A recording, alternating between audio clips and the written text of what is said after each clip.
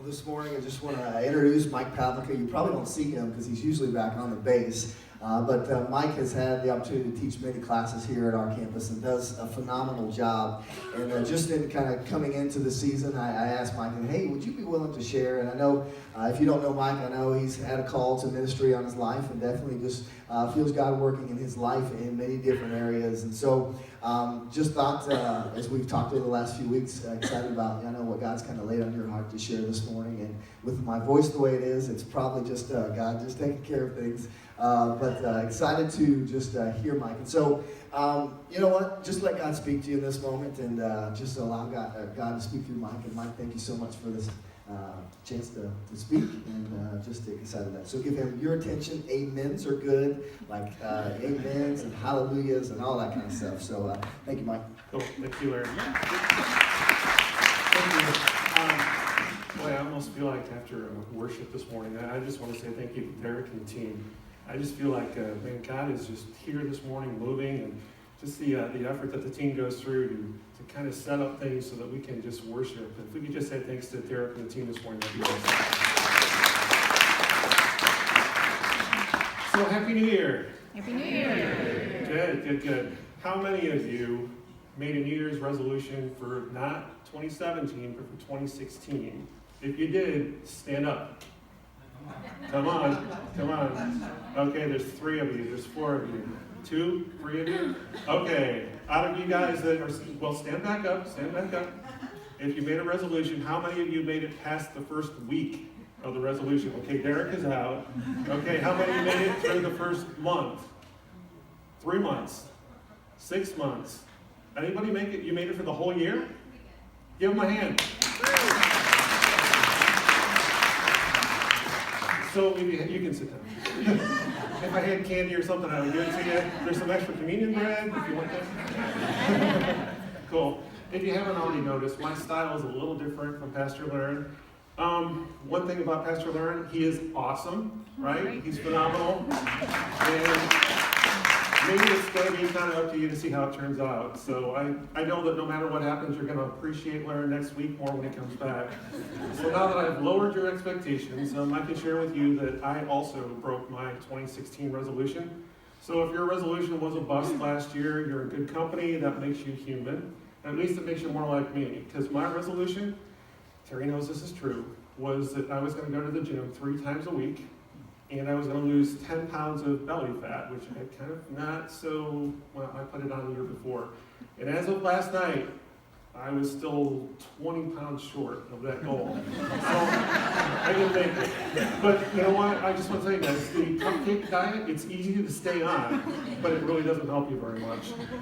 So having blown the 2016 New Year's resolutions, as many of us have, I think it's appropriate that we talk about setting some new goals this year. So pop quiz, since only like 4 of you had a resolution last year, anybody have a resolution for this year? Okay, what's your resolution? To be regular at the gym. Regular at the gym, okay, hey, fist bump. All right, good luck. Who else? Go ahead. Be more involved in the community. More involved in the community, awesome, almost like you're reading my notes. Good, anybody else? Yeah, John. Do what Jesus wants you to do, not what I want. Do what Jesus wants you to do. Almost like you're reading my notes again. Wow. Cool. Anybody else? How about finances? Get out of debt? Okay, man after my own heart. Oh, very good. Anybody else want to lose weight? No, nobody wants to lose weight. Okay, cool. Well, thanks for sharing. Some of those are really great goals. Actually, they're all really great goals. And if last year didn't work out, it's okay. There's no need to live in the past. But we can learn from it. We can't ever change the past, but all of us, we can impact the future. And what I love about the New Year is it is a clean break. It's a fresh start. It's a new opportunity to get back on track. But if you've noticed how most of the resolutions, especially the ones that I've talked about, focus on ourselves. And there's nothing wrong with wanting to do something to improve your life, and you should, and generally that's a good thing. But maybe for just today, I want us to step back, focus on something a little bit bigger. It's a bigger resolution that starts off with a really big question. And it's the kind of question that we don't often take the time to ask ourselves. And depending on your answer to that question, it could make for a really good 2017, It could possibly change your life thereafter. Now, I consider myself a little bit more of a teacher than a preacher, so I'm going to break the rules, and I'm not going to keep you in suspense about what that question is. But I need you then, if I share the question with you, I need you to tell me that you'll pay attention the rest of the time. Do we have a deal? Yeah. Okay, all right. So here's the question. What breaks your heart? In other words, what is it that makes your heart break when you see it or experience it? And just as importantly, what's God calling you to do about it? So what breaks your heart, and can anything really good come of that? Now, there's a lot of directions that we could go this morning with that question, but I wanted to ask that question from the perspective of being others-focused and not self-focused. So to help us out with the concept, I thought, where can we find answers? And although today it seems like we find answers when we pull out our cell phone and we ask Siri, or we ask Google or Alexa, where's a better place that we can find answers? Anybody? Bible. Scriptures, right? I mean, people think they're irrelevant, but they're really not. And we can find great answers that apply to our lives today, even in Scriptures. And so specifically today, we're going to look at a book in the Old Testament. It's called the Book of Nehemiah, and we're going to be looking at the first chapter of that. So I don't know if we have anyone new with us today. I'm glad that you guys are, oops, there goes the water. I'm glad that you guys are here with us and that you're a part of what we're doing today. But the Old Testament is basically everything from Genesis and the creation event all the way up through the events that took place in the lives of the Israelites. And that goes up to about 400 years before the time of Jesus, when there's this period of silence. And then the New Testament starts with kind of the birth of Jesus and the events that led up to it. And it takes you through Jesus' life, his death, his resurrection. And it takes you from there and talks about how the apostles spread the church all throughout the world. And then at the very end, it talks about how God wins. And so since we're God's people, we win. So that's what the Old Testament and New Testament is all about. So this morning, we're going to be back in Nehemiah, which is in the Old Testament. And I want to share a little bit about Nehemiah, because before I got prepared for this, I got to be honest, I didn't really know much about him. I'd heard about him, but beyond that, it didn't really stick out in my mind. And you see, Nehemiah doesn't stick out to us because he didn't do anything really miraculous. He wasn't a giant killer like David, and he didn't walk through a fiery furnace like Shadrach, Meshach, and Abednego, or if you're VeggieTales fans, Rack, Shack, and Benny. You guys remember that? And he didn't even heal anyone. I mean, if you had a hangnail or something, you didn't go see Nehemiah. He wasn't your guy. But who Nehemiah was a regular guy, kind of just like us. He was a hardworking guy, but he had a Jewish background and heritage. He earned his way through life. Just like you and me, though, his faith was really important to him. He was moved by the same types of strong feelings and emotions that you and I are. And Nehemiah chose to answer the question, what breaks your heart, in a way that resulted in him getting involved in God's plan for his life, impacting others' lives. And this book of Nehemiah is basically like his diary. It's a journal of what happened throughout his life and what came about when he said yes to God. For history buffs, and I know there's probably not a lot of history buffs, but I think it's important that you understand the setting that this takes place in. The period of time that Nehemiah takes place is right after what's often called the Jewish exile. The Jewish exile takes place in 605 BC when the Babylonians, under King Nebuchadnezzar, who you guys have heard of before, invaded Judah. Now, Judah, you can think about, it's probably up on the slide, that's the southern part of what you call Israel today. So the Babylonians then came, and they conquered and drove God's people out of their homeland, so he scattered them from that region. And a lot of them ended up becoming slaves. And so for about 70 years, the Jewish nation wasn't a Jewish nation anymore. It basically didn't exist. So then, 70 years later, the Persians come, and they conquer the Babylonians. And you think, well, that's a bad thing. But no, actually, it's a really good thing, because life starts to get better for the Jewish people. In fact, Cyrus the Great, he decides that Jews no longer need to be scattered, and that he writes this proclamation that says that they can go back to their homeland, which is a cool thing. So tens and eventually hundreds of thousands of Jews go back to their homeland. And their goal is that they're going to reestablish a homeland because it was gone. They're going to reopen the temple, and they're going to make Israel great again. Okay, that was what I call a dad joke, you know, the Trump thing. Make, okay, anyway. And the groan is okay, by the way, because that's what my kids do at home. All right, sorry, moving on. We know a little bit more about our Bible history, and we finally meet Nehemiah. Now, when we meet Nehemiah, he's not in Judah. He's still in the capital city of Persia called Susa. He's living a pretty comfortable life, though. He's got a great job. He works directly for the king. The king's name is Artaxerxes. And let's pick it up in verse 1 and see what Nehemiah has to say. If you have your U version this morning, you can open the app, or you can follow along on the screen. It'll be up there. Here's the scripture. In late autumn, in the month of Kislev, which is a November-December time frame, in the 20th year of King Artaxerxes' reign, I was at the fortress of Susa. Hanani, one of my brothers, came to visit me with some other men who had just arrived from Judah.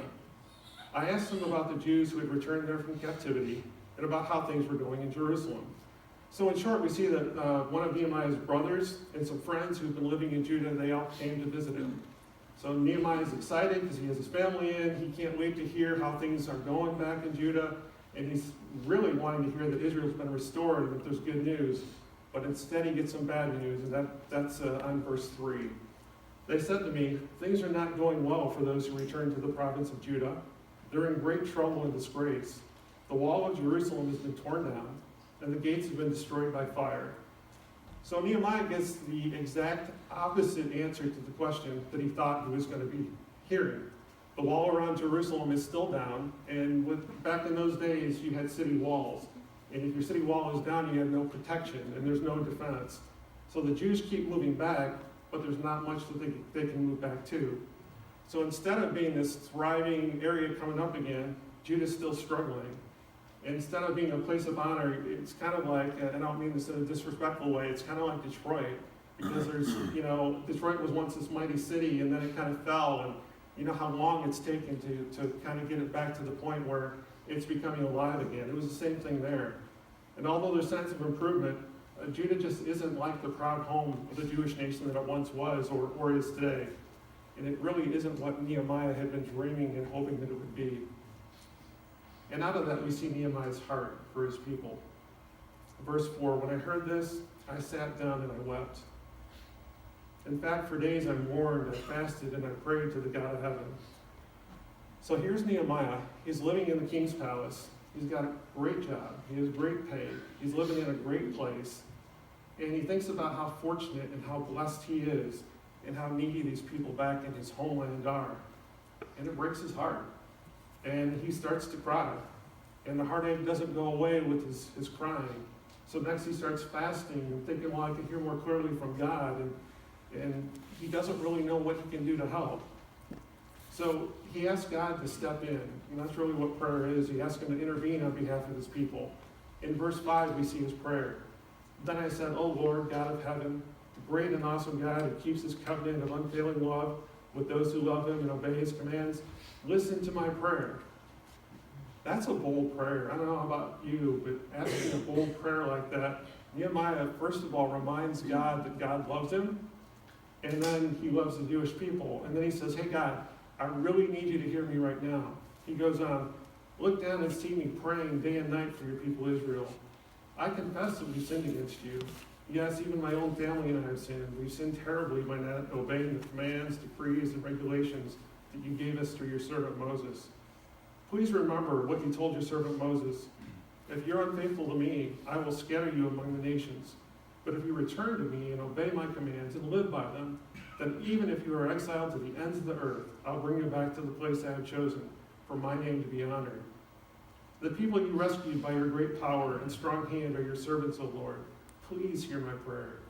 Listen to the prayers of those who delight in honoring you. He's basically saying, hey, God, we don't deserve it. I admit we've messed things up, but I know that you love me, and I know that you can use me. I want to be part of what your plan is to restore my people in Israel and to bring God glory. I want to be part of your plan for my life, even if it means I have to give up some of my own comfort for the greater good. I'm willing to do it. And then he asked God for his help personally. Please grant me success today by making the king favorable to me. Put it into his heart to be kind to me. In those days, I was the king's cupbearer. So Nehemiah's been praying, and as a result of his prayer, God answers him, which is a cool thing. God makes it clear to Nehemiah not only what breaks his heart, but what he wants him to do about it.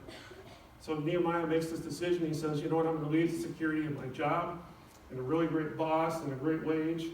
And frankly, this was a big deal because he was going to go to the king and say, hey, I can't work for you anymore. And in those days, you didn't go to the king and ask for things. The king told you what to do, and that was the way it was going to be. So here's Nehemiah. He asked for a favor, and even if the king approves him, it's still going to be this huge sacrifice because he's going to go back to a place that's broken. But Nehemiah's heart was broken, and he felt he had to do it. Can you relate to him?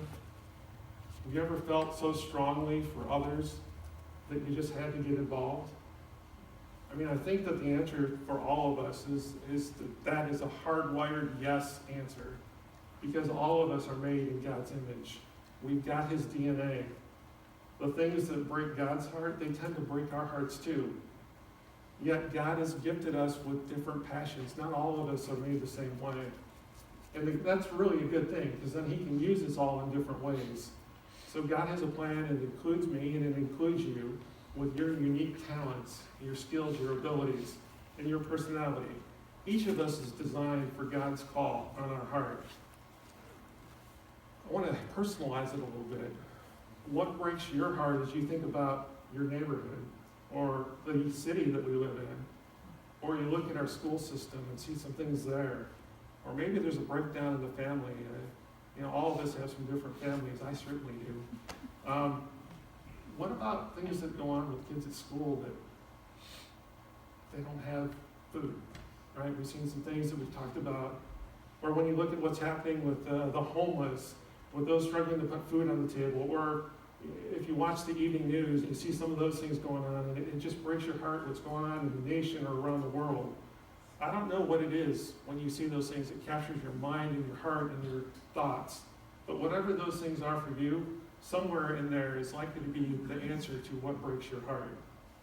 So maybe you're hearing something already because the Holy Spirit has been here all morning, but maybe what you're hearing doesn't sit well with you. And that's how it started for me. But I want to tell you to just be open to the Holy Spirit anyway. This next part, I'm going to be really kind of honest and open, and you're going to start by thinking that maybe I'm a really horrible person. But growing up, I used to really dread it when a missionary came to the church.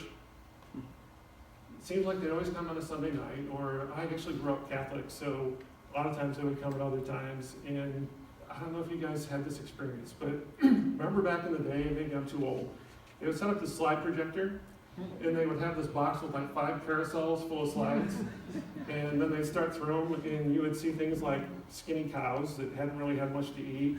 You'd see like rice bowls that were half full, and there would be flies, and just kids with flies on them, and all these withered crops, and people that you just didn't know. And growing up, at the end of all these hours, and you're trying to stay awake, they just ask for money, and somehow, to me, it just never made any sense. I said I was horrible, right? So now I've gotten that out there. But hold on for a second, because there is some hope, even for somebody like me, because God did something really cool, and it's something that I never really expected. So here's what happened. I apologize if you guys can't see, but this is a little more comfortable. My wife, Terry, and I, it wasn't long after this campus became a part of Chesterfield Woods, the Warren campus had this opportunity to sponsor kids through Compassion International. And these underprivileged kids were in El Salvador. So we get this packet, because Terry's like, you know what, we need to sponsor a child. And I'm like, okay, let's do it. So we get this packet from Compassion International, and there is a picture in there of this schoolgirl that's, I don't know at the time, probably 6, 7 years maybe old, and she's wearing this blue uniform, and she's got this long black hair, and she's got these beautiful dark eyes, and she has this smile, but it's not like the smile like you have when your kids are running around on Christmas morning. It's kind of this forced smile, like, hey, take a picture and you need to smile. And in just looking at that, and it just struck something inside of me. And we learned a little bit about her. Her name is Jo Kari, and she was living with just her mom in a place called El Congo in El Salvador. Dads were pretty much absent from a lot of the homes there. And she was a part of this church project that Warren campus had partnered with a church called El Sion in El Salvador there. And it was a place where there was lots of kids that would come and learn about Jesus and hang out in a safe place. And I don't know what it was, but just looking at the picture of her, and then we'd write letters, and she'd write letters back. And as you'd read those, something just began to really break down in my heart. And it just made me, think that, gosh, look at all that we have, and look at what she doesn't. And when we get letters back, though, there was something that really kind of crushed me, because in every single letter, she would talk about all the good things God was doing in her life, and how she was praying for me. And I'm like, wow, here I think I'm going to do something for you, and here you're praying for me. And that thought just blew me away. And a few years later, as God continued to kind of work on my heart, Terry asked me to go with her on a trip to El Salvador with the South Campus missions team. And we were going to go and we were going to serve there. We were going to be a part of VBS for the kids. And we were also going to be a part of building, some, quote, homes for them, which if you've seen homes there, it's posts in the ground with some corrugated, tin and metal and stuff like that. Anyway, I wasn't really sure about it. And then she said, you know what? And you're going to get to meet Jokari and have a home visit. And that did it for me. And so we went, and I can't really give you guys the words to describe the love we felt when we showed up at that church. I mean, the people there, they didn't know us, and yet they were ecstatic to see us, to serve us, and to love on us. And we don't speak Spanish. I mean, I can speak like 3 words. Terry's much better than I. But other than the compassion translators, which there was just a few of, very few people spoke English, and yet it really didn't matter one bit, because we all just came into a sense of worship and praise together. And then the highlight for me was as Jokari came up to us during the service, and as we're singing and praying, and she just gives us these huge hugs and wraps her arms tightly around us, and it was just like she was one of our own. I mean, in that moment, she was. And so here I am. I'm going because, hey, we're doing okay financially, and we're there to support them. But God was there to show us what really unconditional and true love looks like. And it was from a girl who just didn't have much, but everything that she had, she valued. And what did it cost us? It cost us $1 or $2 a day to sponsor her and to make sure that her needs were met, and that she had a safe place to go, and that she had a school to go to and to learn about Jesus. So it cost us so little in return so much. And that trip was life-changing, and it's one of many since that we've gone on. And in fact, we're going to go again this fall. And if you've never done it, as much as I try to explain it, you really won't understand it until you actually decide to go yourself. Because you're going to go with the idea, and this applies to whatever you do, that you're there to help someone else, but yet in doing it, you're going to be changed in a way that you're going to be so unconditionally loved that you're just going to be changed forever. And all this, remember, happened to a guy who thought he just hated missions. So how do you guys find out what breaks your heart? How do you find out what happens when your pad goes off? Anyway, like before me, all it really takes is you take the first step.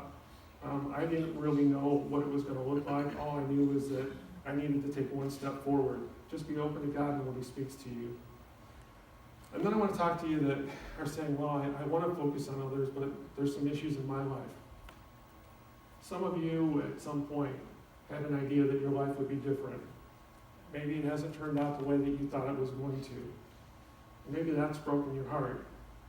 Well, I want to tell you this morning that the enemy would like nothing more for you to continue to be focused on what's wrong in your life, what's broken in your life. Why? Because that's the most powerful tool he has to keep you from seeing God's goodness and taking the next step forward to healing. And I speak from firsthand experience in this. I don't for one second dismiss any of your pain or the hurt or the brokenness that you're going through. That's real. And it's something you need to take to God every day. And yeah, it's going to take time to heal. It's not going to be, hey, there was a new calendar date, and so therefore it's all gone. I'm going to share with you that no matter what you're facing, when you choose to reach out and show God's love to other people, He's going to honor that. He's going to walk with you, and He's going to heal your heart. Amen? Amen. See, the enemy's never going to tell you the truth. He doesn't want you to know the truth. And the truth is that when you focus on someone, on helping someone else, it's a double blessing. You know, the first blessing is the person that is on the receiving end, but the second way is that God's going to bless you in the same way. Often by helping and using the same person that you thought you were going to help, just like in my story. Because we serve a God of hope. If you were here last week for any of the services, you heard a message of hope, what seemed like in a hopeless situation with Joseph and Mary, and the importance of doing the right thing even when it's hard. You see, we have the greatest example in Jesus of standing up for what's right, acting in love, forgiving, and being an example for others. That's something all of us are called to do, right? How often do we see something happening in the world around us, and our first reaction is, man, someone should do something about that. Someone needs to do it. But do we ever stop and consider that God might have planted that discontent in your heart because he wants you to be the one to help someone else, to step up and do something? Let me give you a quick example that's maybe closer to home for you. I don't know if any of you were here. We had a speaker in from Saxum. I think her name was Ginny Hansen. Was anyone here for that? Yeah, a few of you? Okay. So what broke her heart is the human trafficking in Cambodia. She decided to make a difference by helping girls there find a way out and to support themselves. And here closer to home, some of you know Erin Clancy, or her name's Erin Schneider now, used to be Clancy. She attended both the Chesterfield campus and Warren campuses. Well, God placed it on her heart to stand up against human trafficking taking place right here in the Metro Detroit area. So if you don't know Erin, she's a girl that's in her early 20s. She's a tremendously smart girl, but her most important credential is that she loves God, and it broke her heart that there were women right here in this community that would be caught up in this. So what did she do? She organized fundraisers. She's gotten involved. She's loved on people. She's spoken out, and she's made a real difference in women's lives. And she refused to accept the lies that the enemy would give that, hey, you're too young. You can't make a difference. Erin's a great inspiration, and she's an example of what God will do if we just let him. So who inspires you? I want to paraphrase and credit Andy Stanley here. Andy once said, "The people we're so grateful for are the people who've made the world a better place, or who have made someone's world a better place, because," and this is very cool, "not one of us is going to change the entire world, but every one of us has the potential to change someone's world." All of us have the potential to find somebody that has a common interest with us, and their heart's where our heart is, and join them and help make the world a better place. And that everyone includes you and me. One more example, and then we're moving towards closing. I think that when Larry came here, God placed a burden on his heart for the community. Now, I don't know if Larry would admit this, but I doubt that Larry knew exactly what to do, and God spoke to him with the list, and he laid it out, and this was the timing and all that. But Larry knew he had to do something, and so he sought God.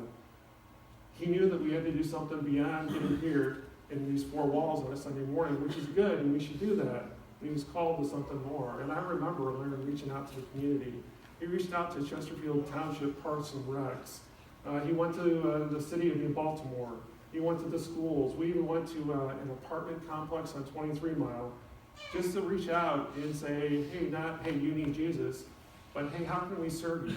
What is it that we can do to help minister to your lives and meet your needs in a real way? So he stepped out in faith, and because of that, he let us in on what he was doing. So at the time, did he know that it would result in Feed the Bay backpack program? I mean, if you've seen it, it's in the paper now. Like every week, all the different community organizations that are now part of that. Now the library is a drop-off place as well. Did he know that he would be going to McCott's to make sure that kids had food on weekends and weren't going hungry? Did he know that our Warren campus and our St. Clair Shores campus would look at this campus and the way that we all responded and say, hey, we need to do something in our communities and begin to make changes there that affected lives there? Or that we'd have events like a trunk or treat, back to school bash, mentoring students. Who does that? What Christian church goes into a school and mentors students? How awesome is that? Or generally just showing families that we're here to love them. And who could have foreseen that things that like Tyler's been involved with, Anchor Bay Middle School, where we had like 200 kids that showed up to play bubble soccer and dodgeball. And again, it wasn't about, hey, you need Jesus. It was about, hey, let us love on you. Let's give you a safe place so you can experience what the love of Jesus really looks like versus someone holding it up in your face.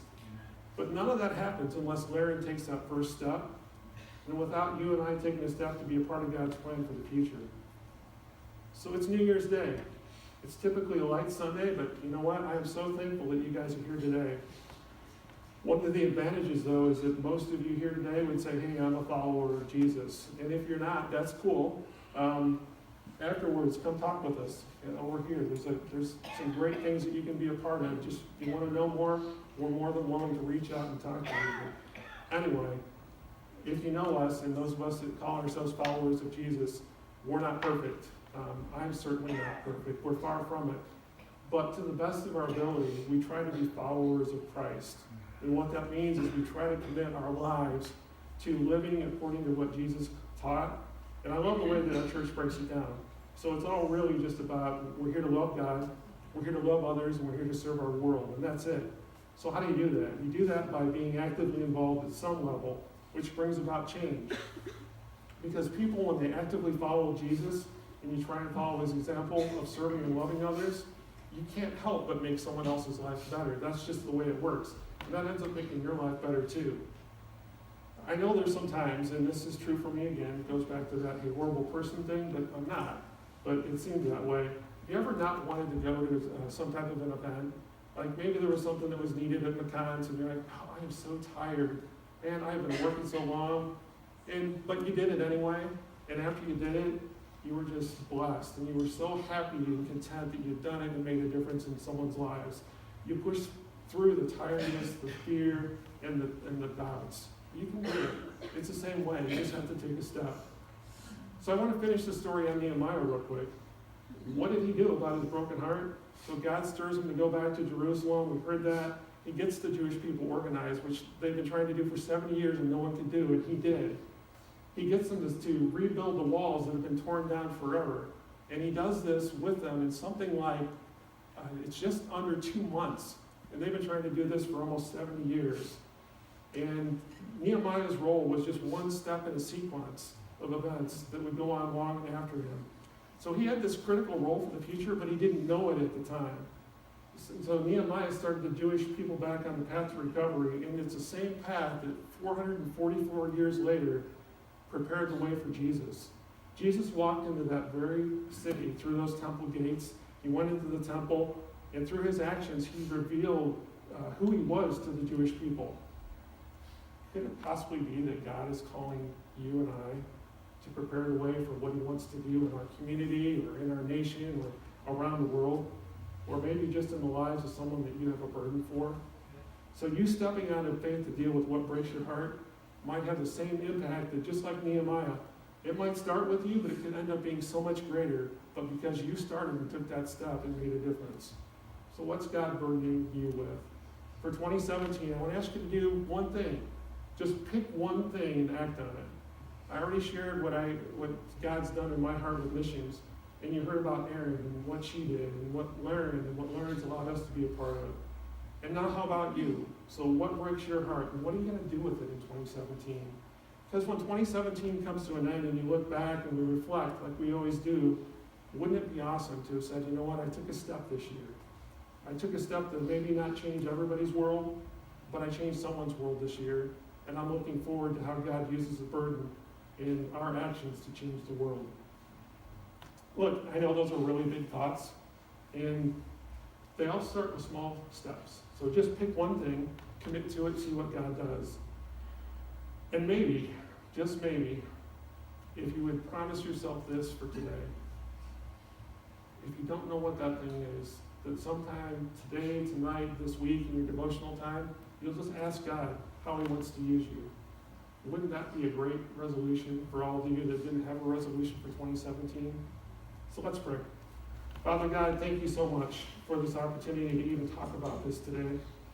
Thank you for the example of Nehemiah and the decision he made and the actions he took that You received them and you blessed them and you multiplied them through history.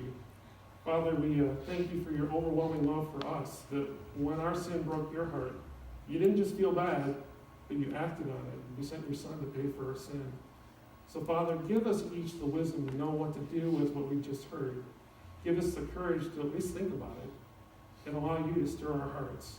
Father, give us the courage to take the first step. I ask that we find the time this week to pray on the question, and that you continue to do amazing things through us who are willing to say, as Nehemiah said, here's who I am. Here's what I have. I'm making it available. Show me how to act. Show me how to get involved in what you've stirred in my heart to do. In Jesus' name we pray, and God's people said, Amen. Thank you so much. Have an awesome 2017. You're dismissed.